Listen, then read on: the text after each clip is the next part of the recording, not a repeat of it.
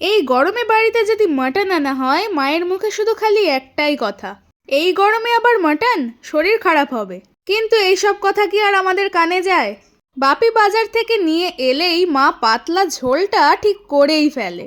আর আমার একটাই কন্ডিশন, ঝোলে বড় বড় আলু থাকা চাই।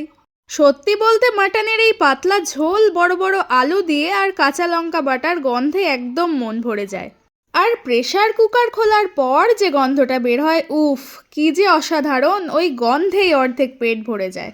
আর হ্যাঁ, প্লেটে যত পিস দেখছো সেইগুলো কিন্তু সব আমি একাই খাইনি, ভিডিওর জন্য একটু বেশি করেই সাজিয়েছিলাম।